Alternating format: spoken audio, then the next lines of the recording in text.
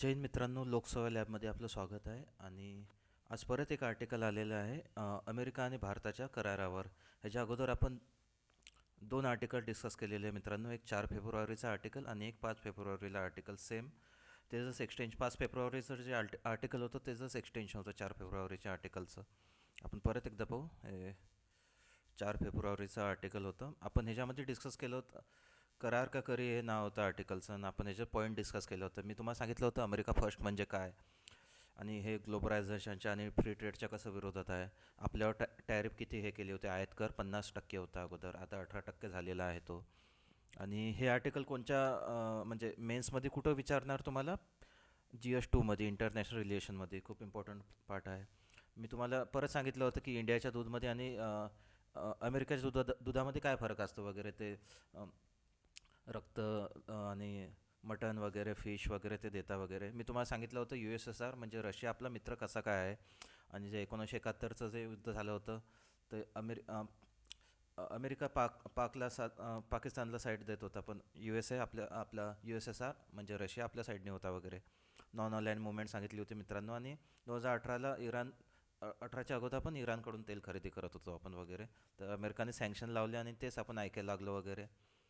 एक प्रश्न दिला होता मित्रांनो, त्याच्यावर कोणीच आन्सर लिहिलं नाही. असो, नंतर आपण पाहिलं होतं मित्रांनो 5 फेब्रुवारीचं आर्टिकल. ह्याच्यात 4 पॉईंट इम्पॉर्टंट होते, ते आपण डिस्कस केले होते की र रश जे आपण 4 फेब्रुवारीचं आर्टिकल पाहिलं होतं मित्रांनो, हे 5 फेब्रुवारीचं आर्टिकल त्याचंच एक्सटेन्शन होतं. त्यामध्ये मेन मुद्दे हे दिले होते मित्रांनो. आपण डिस्कस केलं होतं की रशियाचं तेल आणि व्हेनेझुएलाच्या तेलामध्ये काय काय फरक आहे. आणि तंत्रज्ञान आपल्याकडं नाही आहे. व्हेनेझुएलाचं तेल अमेरिका म्हणतो आमच्या दक्षिण अमेरिकामधून, व्हेनेझुएलामधून तुम्ही तेल खरेदी करा वगैरे. आणि तेच मी सांगितलं होतं की भरपाई कशी काय, अचानक नळ तर नसतो तो की अचानक बंद करू शकतो आपण रशियासोबत जो करार. नंतर मी सांगितलं होतं 4100 कोटी डॉलरचा आपण सध्या व्यवहार करतो, पण अमेरिका म्हणतो की 50,000 कोटी डॉलरचा व्यवहार करा पुढच्या 5 वर्षामध्ये.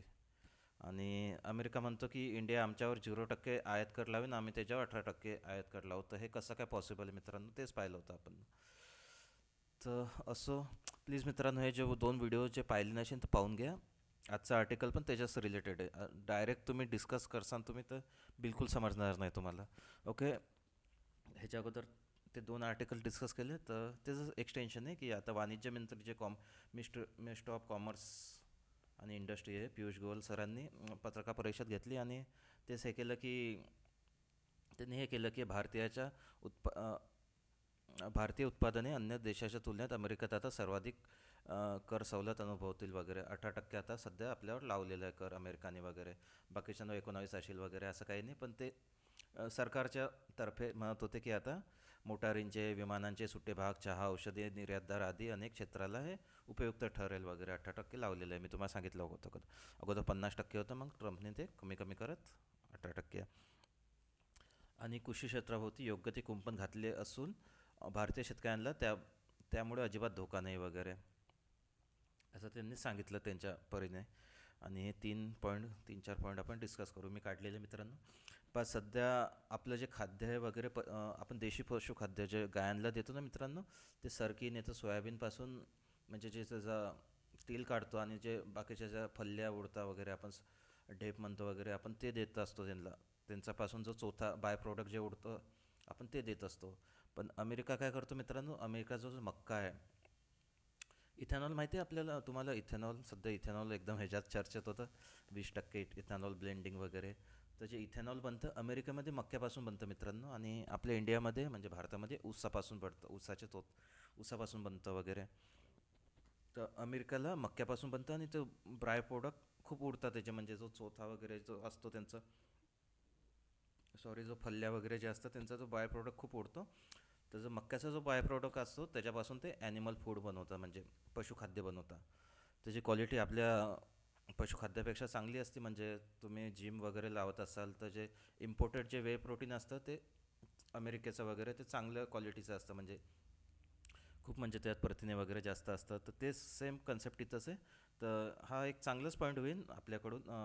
म्हणजे आपले जे देशी पशुखाद्य आहे ते इतकं प्रथिने वगैरे नसतात त्यात, पण अमेरिकाचे इम्पोर्टेड फूड ॲनिमल फूड आहे त्याच्यामध्ये खूप हे असतं प्रथिने वगैरे. तेच आपलं दुय्यम दर्जाचं असतं, त्यांचं अधिक पोषण वगैरे असतं, ते आपल्या ॲनिमलला पण आपण कधी इम्पोर्ट केलं तर चांगलं पोषण भेटेल वगैरे. ओके. नंतर आपण मागच्या वेळेस जो डिस्कस केला होता आपण, तुम्हाला आठवत असेल, एक मक्का आपण डिस्कस केला होता, बीटी. हां, बीटी कॉटन, बीटी मक्का, आपण 4 फेब्रुवारीच्या आर्टिकलमध्ये. तर यू एस ए जो मक्का हे करतो तुला बीटी मक्का आपण म्हणतो. आणि आपल्या इथं बॅन आहे, आपल्या इथं फक्त बीटी कॉटनच चालू आहे, जो कापूस असतो तोच आपण वापरतो बीटी. बाकीचे बीटीचे प्रोडक्ट जनुकीय वाण वगैरे ते आपल्या इथं बॅन आहे समजा. पण आता लेखक तेच म्हणतो की जनुकीय मक्का आपण घेत नाही यू एस एकडून वगैरे, काहीच घेणार नाही आपण जनुकीय वगैरे. पण जे जनुकीय जे ॲनिमल फूड आहे, जे पशुखाद्य वगैरे, ते चालणार का आपल्याला? तर लेखक त्याच्यावरच प्रश्नचिन्ह निर्माण करतो मित्रांनो. ओके. तिसरा पॉईंट आहे मित्रांनो की सोयाबीनचे भाव. आता तुम्हाला सांगितलं मित्रांनो, आता समजा सोयाबीनचा काय भाव चालू असेल, 5,000 वगैरे. आणि हां, टॅरिफ आणि आयात शुल्क माहिती आहे का तुम्हाला काय असतं मित्रांनो? एकदा शॉर्टमध्ये सांगतो आयात शुल्क काय असतं. सपोज एक चायनाचा मोबाईल आहे 8,000 रुपयाचा, आणि इंडियाचा मोबाईल आहे 10,000 रुपयाचा. ओके. तर इंडियाचा मोबाईल कोणीच घेणार नाही, सगळेजण चायनाचा मोबाईल घेईन. पण सरकार काय करीन आता ह्याच्यावर, चायनाच्या मोबाईलवर ह्याच्यावर करीन 50% आयात शुल्क, टॅरिफ वगैरे. तर हा मोबाईल किती, 8,000चे 50% 4,000, म्हणजे हा मोबाईल येऊन 12,000 रुपयाचा. तर मग आता लोक जे भारतीय लोक आहे, मग हा मोबाईल घेणार नाही, ते सगळे 10,000वालाच मोबाईल घेईन, स्वस्त्यावाला. त्याला म्हणतं आयात शुल्क. जे 50% होतं ते आयात शुल्क, म्हणजे एक्झॅक्ट असं नसतं ते, पण तुम्हाला सांगतो ते. ओके. 50%ला म्हणतं आयात शुल्क. तर आता समजा आपण आयात शुल्क वगैरे काढलं, आता समजा देशी सोयाबीनचं जे आपण सरकी आणि सोयाबीनपासून देशी पशुखाद्य बनवतो, जे उरलेलं असतं वगैरे. पण आता इम्पॉर्टंट पशुखाद्यच भेटेल आपल्याला त्या क्वालिटीचं. तर लेखक तेच म्हणतो की शेतकरी वगैरे सोयाबीनचे भाव परत उतरून जातील, आणि जे भारतीय शेतकरी आहे, जे आपण आयात शुल्क लावत होतो वगैरे, बाहेरचे जे होते प्रोडक्ट वगैरे, आता सोयाबीनचे भावच उतरले समजा, तर परत शेतकरी हवालदिल होतील.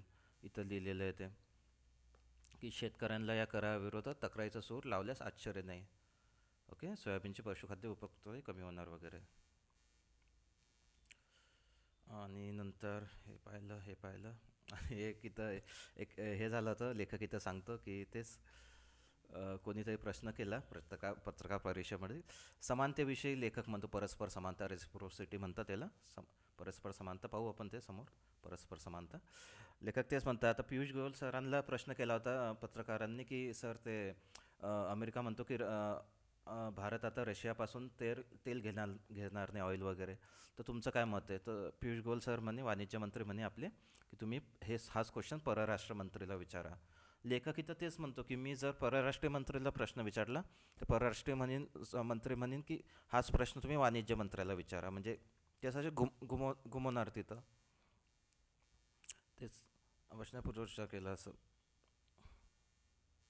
कुठे इथं हा प्रश्न, सॉरी, हा प्रश्न परराष्ट्र मंत्र्याला विचारला, आणि असा संदेश तेच ते म्हणणार की वाणिज्य मंत्री म्हणणार तुम्ही ह्याला विचारला, आणि परराष्ट्रमंत्री तुम्ही ह्याला विचार. म्हणजे एक्झॅक्ट आन्सर काय आहे, म्हणजे सरकारचं काय आहे, म्हणजे सरकार चुप्पी साडू आहे, म्हणजे समजून जायचं की दाल में कुछ काला आहे. म्हणजे आपण ती डील एक्सेप्ट केली, जी आपल्याला सांगितली होती अमेरिकाने, की तुम्ही रशियाकडून तेल घेऊ नका. म्हणजे आपली अशी काही प्रेस नोट आलेलीच नाही की बाहेर, की आम्ही आता यू एस ए म्हणतो तरी पण आम्ही रशियाकडून तेल खरेदी करू वगैरे, असं काही आलंच नाही. सगळे चुप्पे साधू व्हायले, म्हणजे समजून जायचं की ओके, दाल में कुछ काला आहे, आता इंडिया रशियाकडून तेल घेणार नाही. ओके.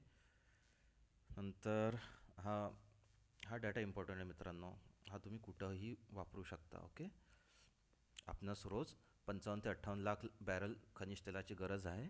त्यापैकी 82 ते 85% तेल आपण परदेशातून घेतो, आणि त्या तेलापैकी 35% हे तेल रशियाकडून येतं. अमेरिका तेच म्हणतो हे आता 35%वर तुम्ही पाणी फेरा. आणि आम्ही जे म्हणतो आमच्या दक्षिण अमेरिकाकडून व्हेनेझुएलाकडून तेल घ्या. हा डेटा सगळ्यात इम्पॉर्टंट आहे मित्रांनो. हा इथं यूज करायचा जेव्हा आपण मेन्सच्या आन्सर रायटिंग करतो ना, तेव्हा हा यूज करायचा मित्रांनो.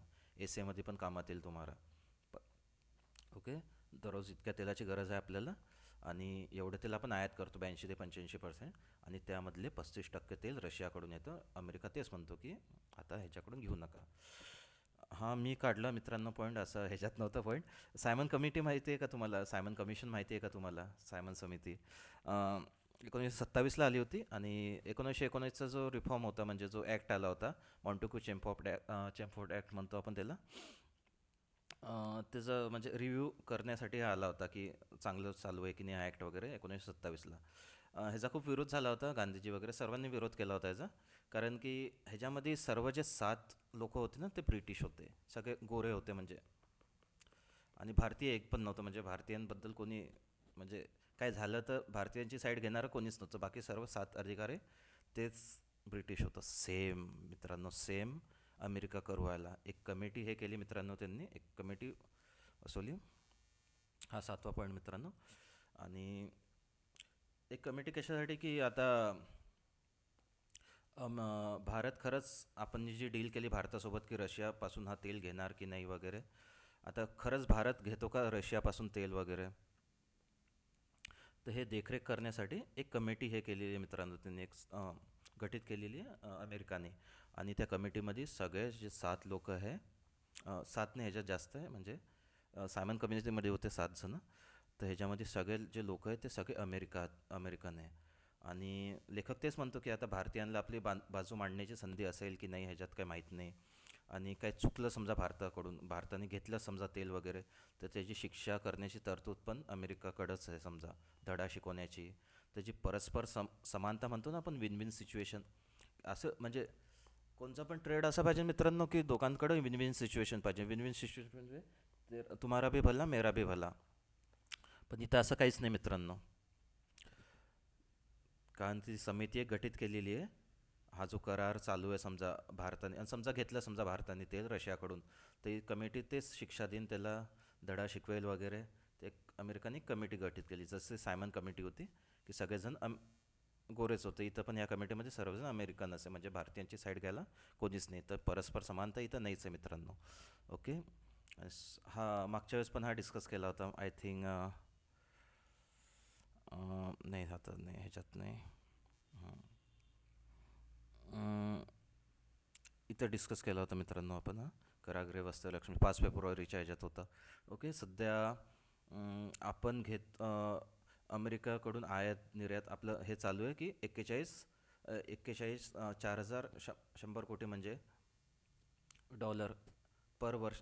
एका वर्षामध्ये इतकं आपण हे करतो अमेरिकेकडून आयात वगैरे. अमेरिका म्हणतो की आता 50,000 कोटी डॉलरचा करार होईल 5 वर्षामध्ये पूर्ण, म्हणजे 50,000 कोटी डॉलर म्हणजे 5 वर्षामध्ये, म्हणजे 10,000 कोटी डॉलर.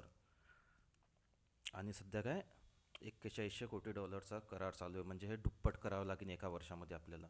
हे कसं काय पॉसिबल आहे मित्रांनो? तर लेखक तेच म्हणतो की हे कसं काय पॉसिबल आहे. ओके. इथं आहे मित्रांनो 2-3 डेटा इंपॉर्टंट आहे. हा वाला इंपॉर्टंट आहे, हा वाला इंपॉर्टंट आहे. बाकी पॉईंट डिस्कस केले. परत एकदा पॉईंट डिस्कस करू. इम्पोर्टेड ॲनिमल फूड आणि देशी पशुखाद्य आपलं जे आपण ते देतो, सोयाबीन सरकीपासून निघतं, अमेरिका मक्यापासून काढतो वगैरे.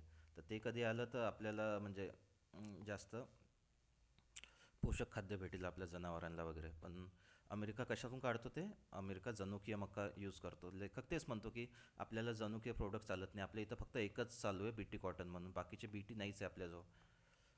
आणि त्याच्यावर स्टडी वगैरे चालू आहे. तर जनुकीय मका नाही चालत, पण जे जनुकीय मक्यापासून बनवलेलं पशुखाद्य चालतं, हे कसं काय पॉसिबल आहे? नंतर शेतकऱ्यांचं सोयाबीनचे भाव आहे ना, ते अजून कमी होऊन जाईल मित्रांनो. ओके. जे हवालदिल होतील शेतकरी. नंतर मी तेच सांगितलं होतं की पत्रकारांनी प्रश्न विचारला वाणिज्य मंत्र्याला की भारत तेल बंदी करणार आहे का रशियाकडून घेणं. तर ते म्हणतात परराष्ट्रीयला कधी विचारला असता आपण या प्रश्न, तर लेखक म्हटलं असतं, ते म्हटले असतं की ह्यांना विचारा, ते आमच्याकडे नाही वगैरे. ओके. मग मी तुम्हाला आयात शुल्क टॅरिफ वगैरे काय असतं ते समजून सांगितलं. नंतर मी सांगितलं तुम्हाला की हा डेटा इम्पॉर्टंट आहे की इतक्या तेलाची गरज आहे, इतकं तेल आपण आयात करतो 82% आणि 35% हा 35% इम्पॉर्टंट आहे मित्रांनो. परस्पर समानता सांगितली की विन विन सिच्युएशन पाहिजे दोघे पण देशाकडं, पण इथं फक्त अमेरिकाच आपल्यावर जास्त हे करतो आणि तो म्हणतो की आम्ही तुमच्यावर 18% टॅरिफ लावू आणि तुम्ही फक्त 0%च टॅरिफ लावा आमच्यावर. असं पॉसिबल नाही मित्रांनो. आणि न्यू सायमन कमिटी हा मीच पॉईंट काढलेला आहे मित्रांनो. न्यू सायमन कमिशन, कारण जी समिती केलेली आहे गठीत अमेरिकाने त्यामध्ये सर्व अमेरिकनच आहे. आता ती समिती देखरेख करणारे आपल्या म्हणजे भारतीयांवर की हे खरंच भारतीय करारावर की हे खरंच रशियाकडून तेल घेता का, आणि आपण त्याच्यात दोषी आपण समजा घेतलं तर तेच रिपोर्ट देतील वगैरे. शिक्षा करण्याची तरतूद वगैरे पण, शिक्षा करण्याचा अधिकार वगैरे सर्व त्यांच्याकडेच आहे वगैरे. ओके, नंतर हा हा इम्पॉर्टंट आहे की आपण सध्या 4100 कोटी डॉलरचा व्यवहार करतो अमेरिकेसोबत, पण अमेरिका म्हणतो की 50,000 कोटी डॉलरचा पुढच्या 5 वर्षामध्ये तुम्ही आमच्यासोबत व्यवहार करा.